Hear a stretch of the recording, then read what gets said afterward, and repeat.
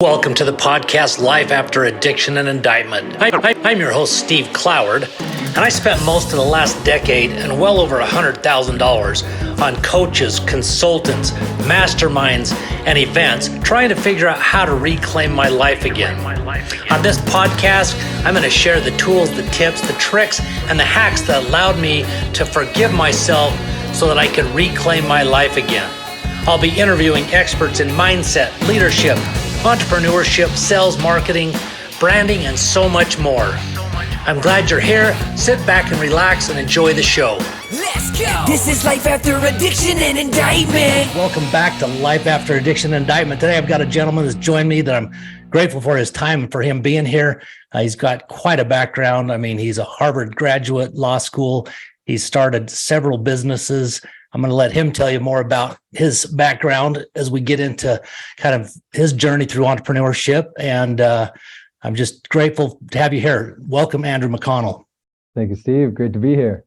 Hey, thanks. So yeah, I was, reading a little bit about your background, and I was a real estate appraiser for 14 years. So I've also done some investing and things there. And, I'm excited to kind of get your insights on rental and what you're doing there. That got my entrepreneur juices flowing as I was looking into that and seeing what you've done there. That's quite the platform. So tell us a little bit about, your background, kind of how you grew up, and then, what you did after you graduated from Harvard, and then we'll kind of go from there, if that's all right. Yeah, absolutely. So I grew up, my parents were actually in med school. They met each other in med school as students. And so I was born when they were students. Oh, wow. Still in med school, as hard as you work as med student and then going into residency. That had to be tough. Yeah, so it was tough. So my grandparents helped out a lot. We had a Lebanese lady, Mama Peden, she kind of ran a daycare out of her house. And so my grandmother would tell me she wouldn't even give me a hug when she picked me up because I reeked of garlic and all this stuff I'd been eating during the day. Yeah, so born in Birmingham, Alabama. They were at UAB and moved around the South. So lived in Alabama. It was a very small town, right? So Birmingham is not Birmingham, but didn't you? But when I was originally. Yeah, when I was 10, my parents moved to Greenville, North Carolina. So okay, a lot of people hear Greenville and they think, oh, this big town. You're like, no, you're thinking Greenville, South Carolina. When I moved to Greenville, North Carolina, it was a much smaller town. The ECU was there, which is what brought my parents there, and they had a med school, but it was a much smaller town. Okay. And so that's really kind of my formative years where I grew up, and then finished my last year and a half of high school living in Florida. I swam at a school there called Bowles that was very, very good at swimming. In the 96 Olympics, we had 19 swimmers go to the Olympics from that high school. Gosh. Yeah. Wow. So, and they continue to just be phenomenal at swimming. Well, didn't you because I was reading something, was it open water swimming? Yes. So I was on the open water U.S. national team and won international bronze medal, didn't you? Yeah, exactly. That's awesome. Very cool. So that helped me, of course, get into Harvard. So I swam when I was in college and was a Division I All-American, swam there, was a member of the national team. And, I was kind of saw myself under labels, right? So that became my identity. I was this swimmer. Oh, yeah. Yep. And then I got hurt. I had an injury with my shoulder and I just wasn't competing at the same level. And it was this identity crisis for me, as a 19, 20-year-old kid, like, man, this is my whole life. And it's something that I think any athlete has to deal with, whether it's retirement or injury, because it was before my retirement, I had that kind of identity crisis a little earlier. And so I was like, well, I'm in school, so I guess I'm a student. So I got really, really diligent on my studies. Well, that identity thing's a big deal, honestly, because that happened to me with what I went through. I remember my dad telling me, he was a dentist, he was an entrepreneur as well, but, he was a dentist. He was Dr. Cloward, and I remember him telling me after he had retired and stuff, how he just felt like he lost his identity. And I didn't really get it. But then as I got out of prison and stuff, and, I was an entrepreneur, but I was a real estate appraiser. And then all of a sudden I was a nobody in my mind, Right. So because you're identifying yourself with exactly. So I can't wait till we get into talking about a little bit about that book on the cover there, because that's where it all is, in my opinion.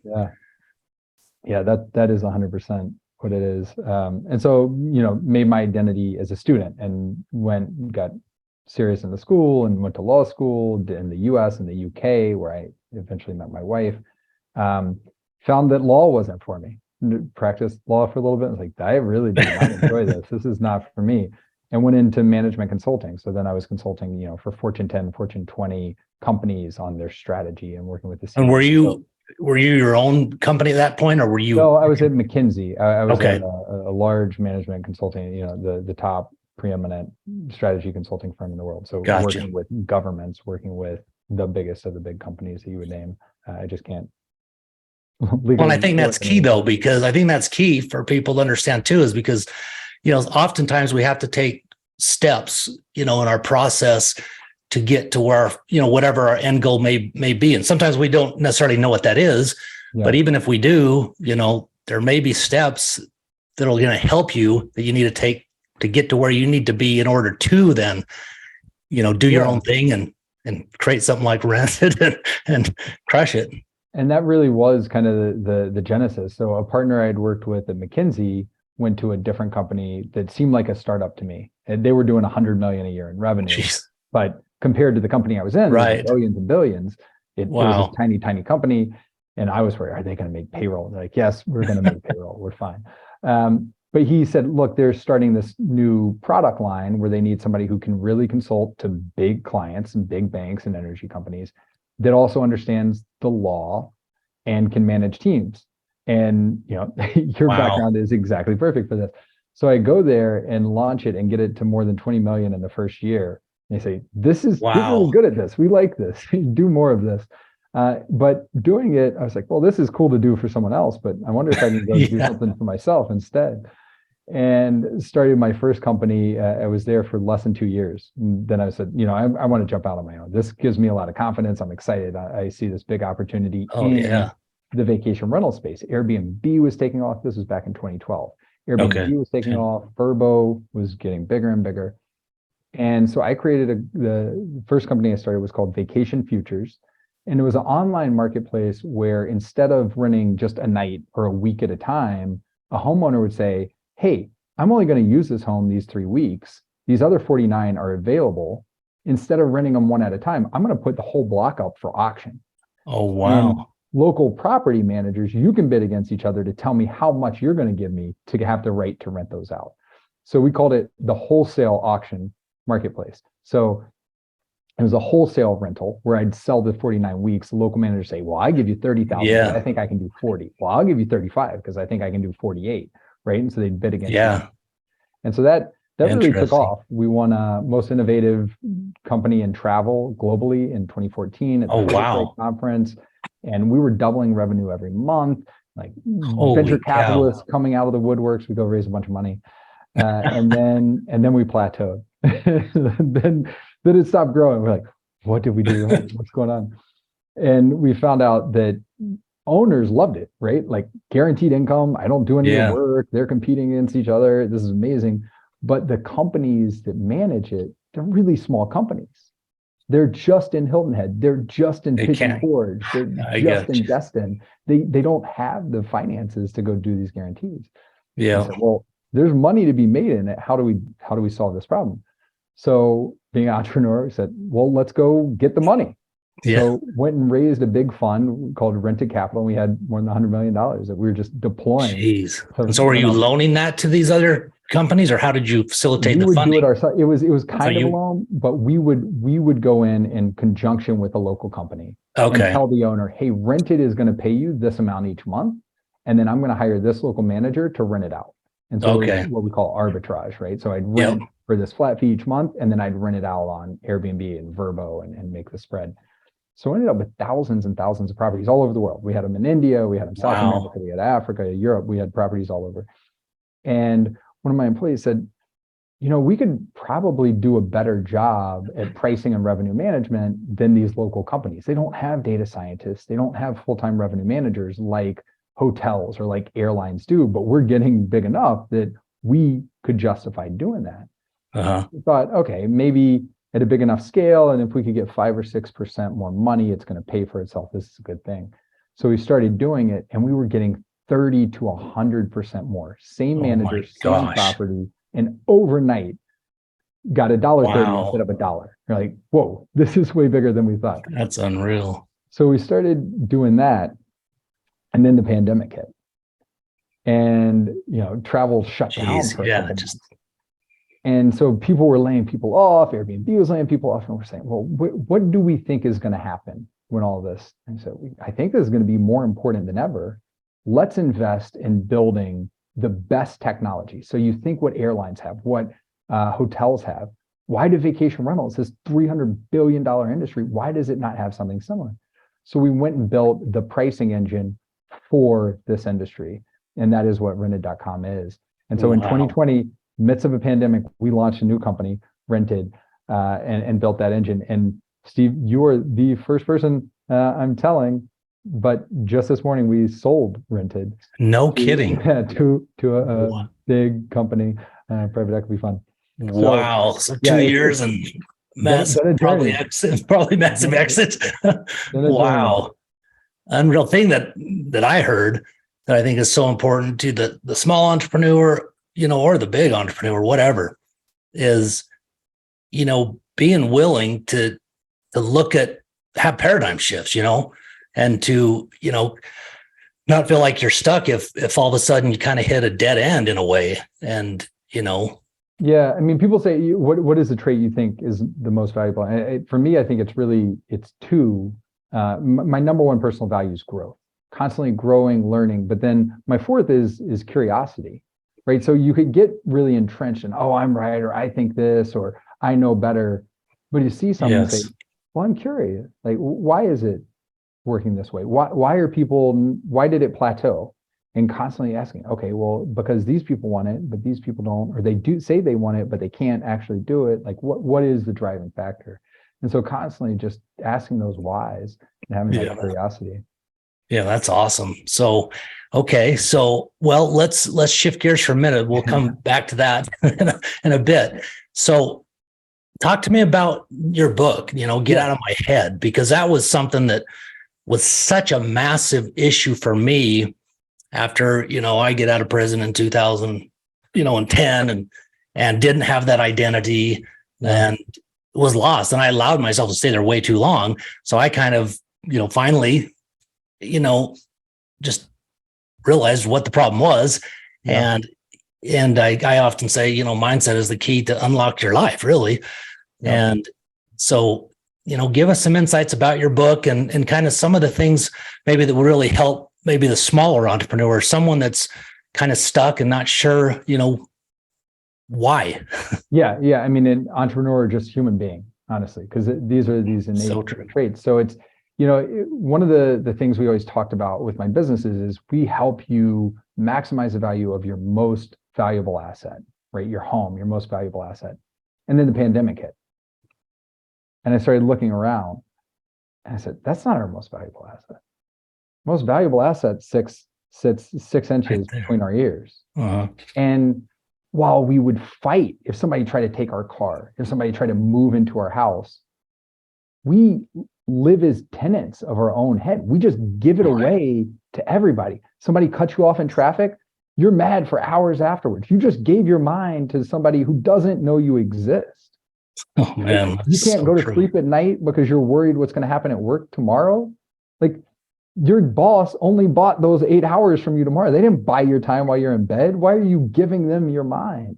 And yet that's how our social media, right? It's free, but we're just giving our mind to it. You're renting your mind for free.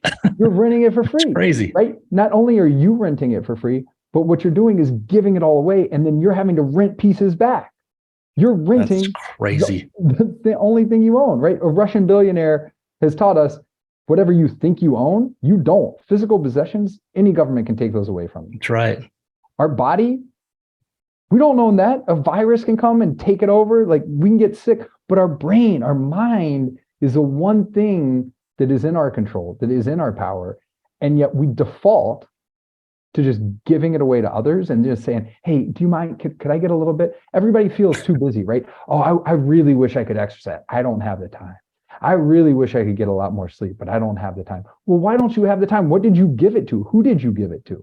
You gave it away, and you're saying, Wow. I need to go beg to be able to rent pieces back. And so That's that was crazy. the genesis. I was like, why in the world do we do this? This is crazy. Why are we living like this? And what I found, kind of digging down the rabbit hole, is it's not our fault. It's our biology. It's our biology. We evolved to have this brain. We evolved because we've existed as humans for 300,000 years.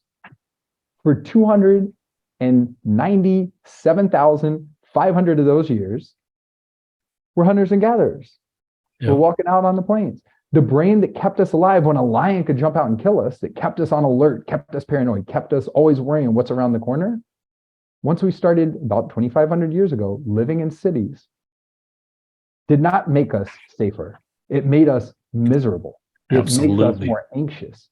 And so it's no accident that Socrates and the Stoics and Lao Tzu in China and Siddhartha around India were coming up with these same concepts 2,500 years ago, because they were all having to deal with these things that were not natural to humans, saying, wait, why are we all so miserable? Why are we all so anxious?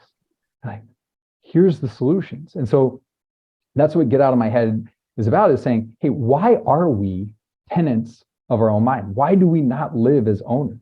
It gets into the science behind it. It says, okay, how do we solve that? And it uses Stoicism as a framework to say, how do we stop running to other people? How do we stop running to events and circumstances that aren't in our control? How do we stop running to other imagined versions of ourselves, the past us, the future us, the us we want to be that we don't feel like we are today?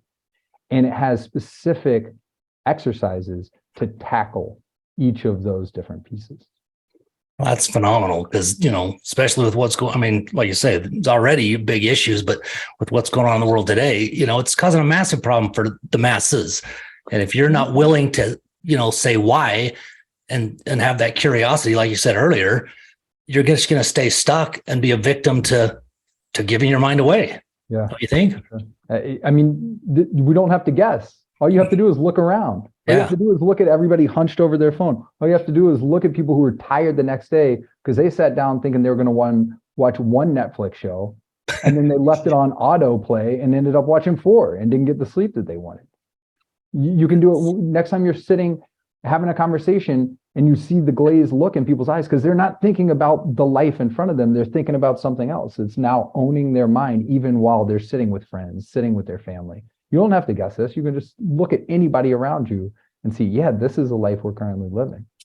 100%. I think this is probably the biggest topic we could be talking about in the world today, because it's a far bigger pandemic, right? Absolutely. Absolutely. Far bigger pandemic. And this pandemic of the mind then leads to other pandemics, as drugs, domestic abuse, alcoholism, you name it, overeating, porn addictions, everything.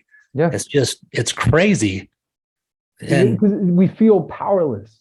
We feel powerless. Oh, I can't do it because okay. How do we reclaim that power?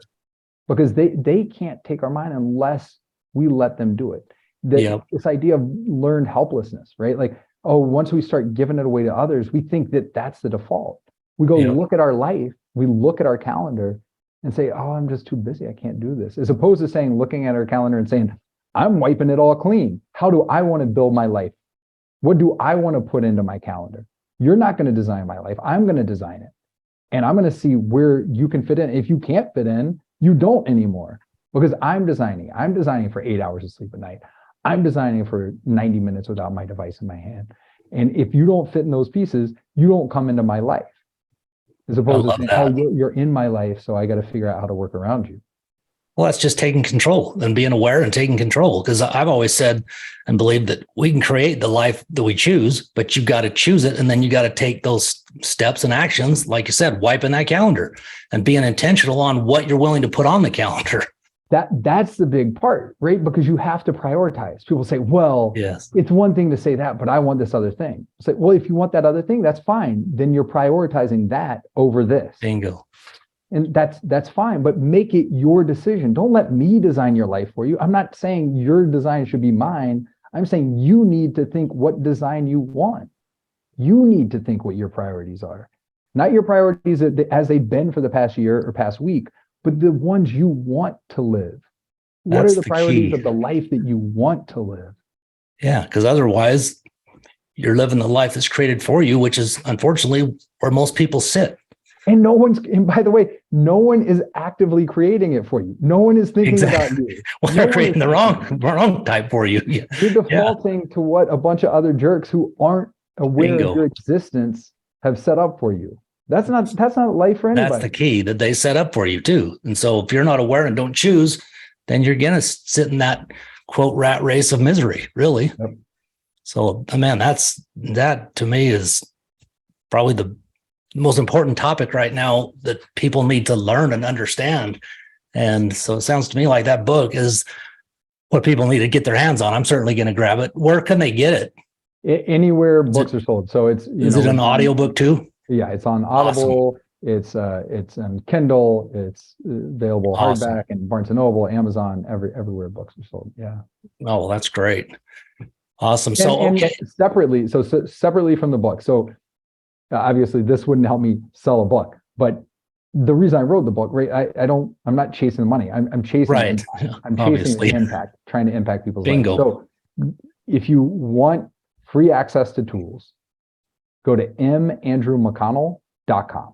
So each of the chapters, there's so many books, right? There's no lack of aha moments of right. You read a book, you're like, oh, I feel great. This seems so good.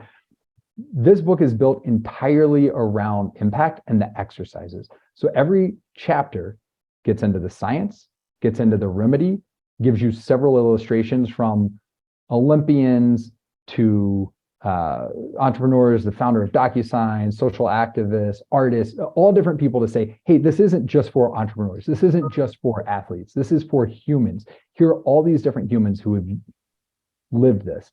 And then everyone closes with, okay, you get this. How do you do it? Here's the exercise that you go do. And this isn't a one-time thing. It's not like, hey, I ate vegetables last week, so I don't need to do it anymore. Oh, I went to the gym for a month, so I'm good. No, this is your mind. You have to continuously work it out because this is your life. And it is an exercise for life. So these exercises are available for free, pulled out from the book. You download as a PDF. That's awesome. So that anybody that says, hey, I want the impact, I want you to have the impact. You don't need to pay me a cent. Just get that. Well, I appreciate that. So it was mandrewmcconnell.com. That's correct. Yeah. Awesome. I'll have all this in the show notes as well as where you can get the book, folks, as well. So, to me, that's what it's all about. And, that's why I think you're here. That's why I do this podcast. If I can just tell one person that's good enough. I mean, hopefully it's way more, but right. That's all it really cares about. It's like I've said many times on this show, there is no drug, there is no amount of money that gives me the same feeling I get when I know I've made a difference for somebody else. That is the ultimate, feeling to me, just for sure.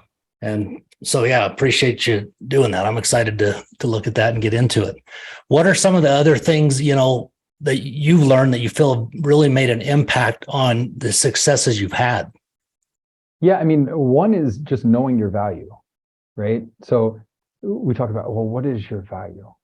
And there's this line from Seneca, no man values anything less than himself. And it's so true. We fight over, hey, you can't borrow my car. Or you can't take, if someone tried to steal our wallet, we get very upset. But we let people steal hours of our lives. So the perspective you're giving is so simple, but mind-blowing in a way, No, we don't get more of those hours, right? Yeah. We can take care of our health and try to extend it, but it is going to be, our whole life is going to be what it is, some number of hours. We don't get to go work more and get more money or get a bigger house. These are the hours we get, and we just give them away. We give them away. Crazy. And do we know what they're worth? What are they worth to us? And it's not static, right? So one, you need to know what it is, because you don't want to just fall into what somebody told you you're worth. So, right. Hey, let me see. My boss told me I'm worth this, but the work that I'm doing, what is the value in the market? Wait, it's 50% more than what they're paying? No, I'm going to leave. I'm not staying here for this. So that's one. Know what your value is. Know that it doesn't have to stay still. Say, hey, I can go build some new skills. Yep. I know this today, but the me of tomorrow, I can go start investing in myself and I can move that value up. And then also know it matters what you're doing with the time. So the partner at a law firm who bills $800 an hour, when he goes and mows the lawn, no one's paying him $800 an hour to mow the lawn. Yep. Anybody can go hire somebody $10 an hour, maybe less, to go mow a lawn. They're not going to pay that guy for that.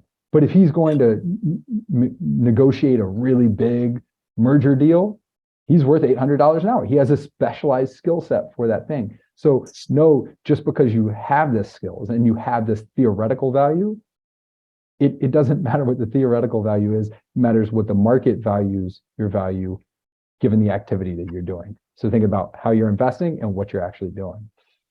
That's so true. And that's the thing, it's like, why does the brain surgeon get the money he gets per hours? I just had one of my kids get, 4 implants and literally took less than an hour, and you build out about 13 G's. And you're like, because my wife made a comment, I said, hey, that's what the guy's worth.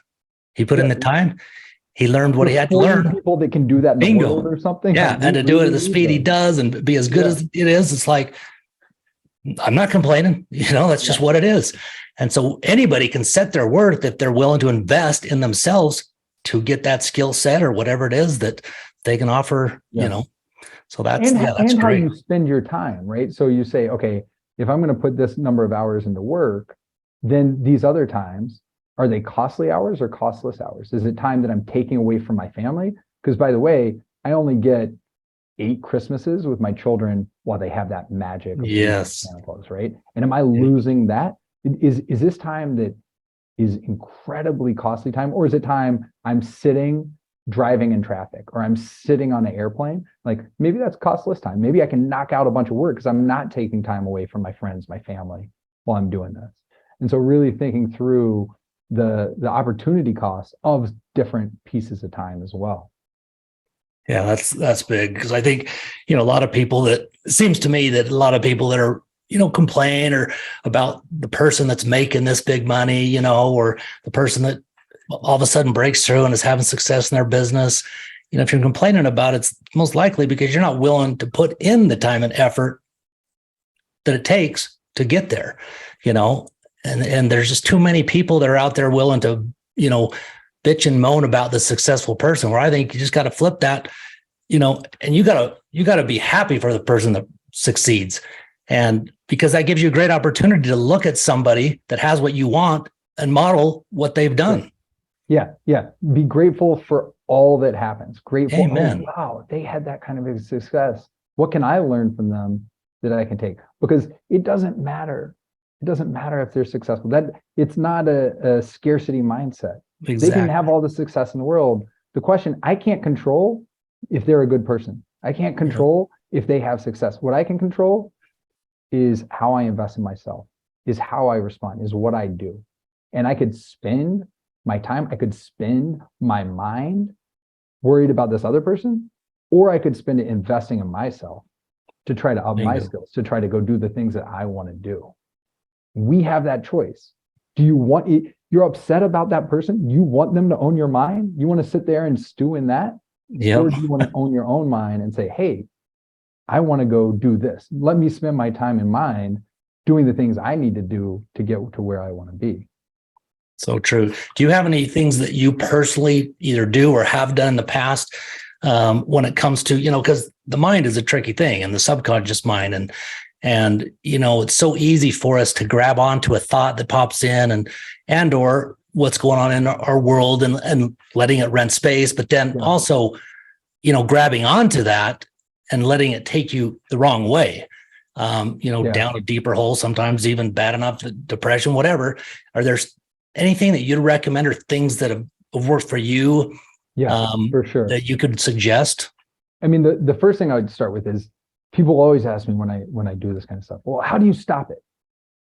You don't, right? You don't stop the subconscious. The subconscious is there. That's why it's below the surface. What you do is you get better at noticing when that happens and say, okay, I started going down. Wait a minute. What do I now want to continue following this thought or not? Is this helping me? So I have this idea of don't suffer the same thing more than once, right? So that's awesome. Something's going to happen.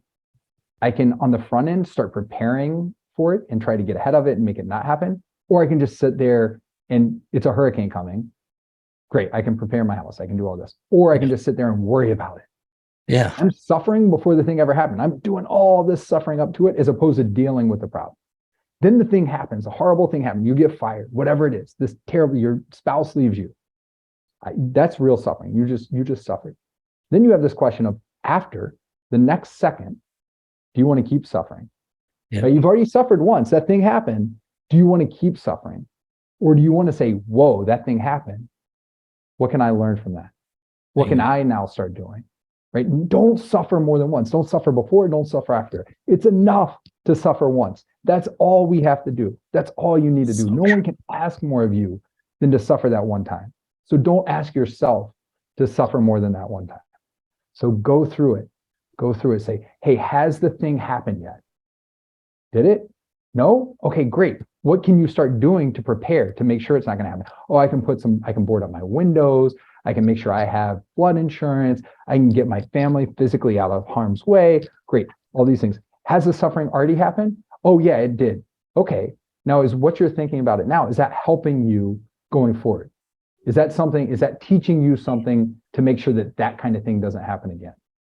Well, no, I'm just kind of really upset. Okay, well, would you rather spend your mind thinking about how I can learn from what happened to be better going forward? Just all you can do is notice it, be conscious of it. And the more you practice that, the sooner, right? You don't notice it 2 days later. Yeah. You notice the same thing. You don't notice it 4 hours later. You notice it 4 minutes later. And you start to take more and more of your life back from these thoughts that otherwise would run away from you. Yeah, that's fantastic. I mean, yeah. And I think so often, you're just not aware. You're not paying attention. And, you've got to be able to slowly start to catch yourself and then put into practice exactly what you said. That's great. So you rented today. Was that unexpected, or did you know it was possible going down today? Yeah. No, I knew it was obviously possible. It was in the works, but yeah, it's been in the works. Been in the works for a while. It's just we happened to have the closing call this morning with the lawyers on both sides. And congratulations. That's awesome. Did you, a lot of times, I know a lot of people who build businesses simply, with that in mind to exit. Was that your plan when you started, or did it just kind of evolve to that? It evolved. I wasn't ever just about that or not about that, right? So whether it's your business, a lot of people build their lives around something else. I try to build my life around the life that I want, right? And so I had created a culture and a life, right? And we talked about, I live in Bermuda. I swim in the ocean every single day. I get time with my daughter every single day. I get time to meditate, to journal, to write, and to do great work for clients I love with a team that I love. And so it wasn't like I'm running to do something other than, I'm like, man, I really crafted this great life. And then certain opportunities come your way and you say, well, that looks pretty good. Let's go do that too. I can craft a great life that way as well. And, people ask me about being in Bermuda, and they're like, oh, that must be so amazing. Like, you're going to have a hard time when you have to leave and all that. So, I can be happy anywhere. Bingo. Yeah. I get to decide. I get to decide if I'm going to be happy. Yeah. So you put me wherever you want to put me, or I choose where I'm going to go, and I'm going to choose to be happy. That's a choice I'm going to make, because I only get this one life. I might as well choose to enjoy it. It's so true. It's crazy how we speak and how we don't understand. Oftentimes, just the power of what we're saying and how it affects us. That's a huge thing. It's huge. Sometimes our thoughts follow the words that we use. They follow the words. Sometimes our beliefs follow the actions that follow the words that we said. Right? Yes. We think it always happens from the other way, but it can work backwards as well. So true. Well, do you have anything in mind that you're going to pursue? Oh, I'm staying on. Yeah. Oh, are you? This is just helping us get even bigger and have more impact for people. Oh, cool. That's what this is all about. That's cool. Wow. Well, great. That's awesome. So last question for you. What is, there's a lot of people who really just struggle with belief in themselves. Obviously that's confidence. There could be traumas, experience they've been through, a trial that's been very difficult. That's just got them in a place that they've just never, I think it's going to go back to what we've talked about a lot, but they've never been willing to gamble on themselves, if you will, to chase that dream that they do have when it comes to entrepreneurship. Other than mindset, which is obviously a huge part of it, is there anything you could, give them any sort of wisdom from your experience in life thus far to help them out? There are two things I would say. One is we think actions follow beliefs. Hey, I can't do this. I don't have the confidence yet to do it. But it can happen the other way.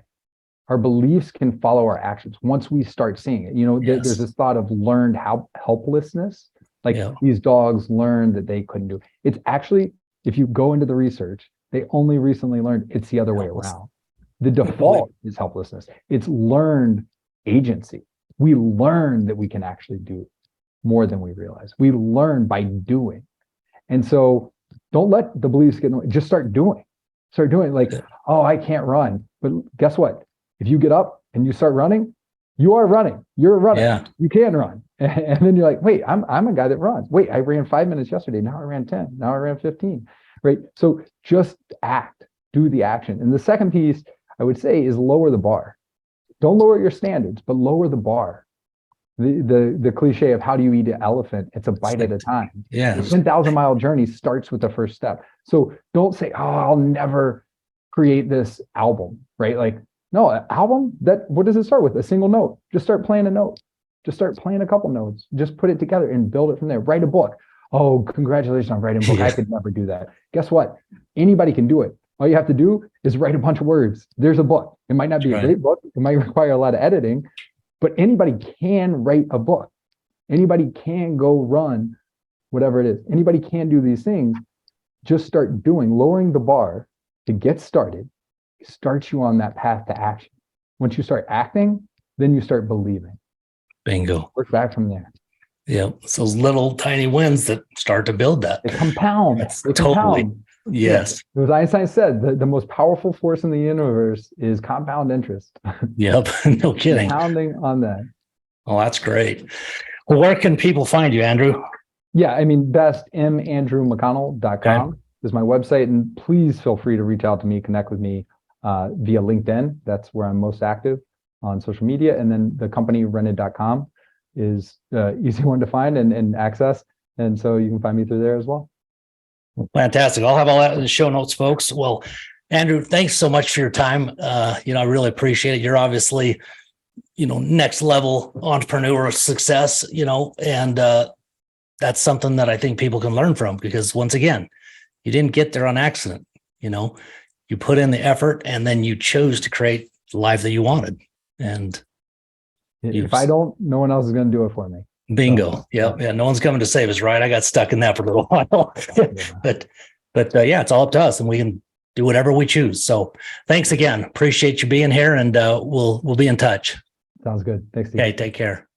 If you're a small business owner and want to acquire 5-star Google reviews on autopilot, Backbone CRM is the platform for you. It is the review and messaging platform for local business. It not only will get you your reviews on autopilot, it makes it easier to convert leads, message customers, get paid all in one place. Not only that, but Backbone will allow you to convert more website visitors into leads and more sales conversations with web chat. You can manage your messages with a single inbox for text, Facebook message, Google messages, web chats, email, and a whole other slew of social platforms. It'll also give you the opportunity, if you miss a call, to automatically text back. So when you're away, Backbone will follow up via text so you never lose another customer. You can grow your audience and know where each and every lead is coming from. Backbone is the all-in-one place platform to get you more leads and customers and Google reviews on autopilot. In fact, one of our clients that we onboarded last week, the day after we launched their company with Backbone, they received 5-star Google reviews the very next day, and they all came in within a 25-minute span. They were blown away. So if you're not afraid of getting more customers to your business, check out the short demo video at www.backbonecrm.io. That's backbonecrm.io. Or you can give us a call at 888-668-5338.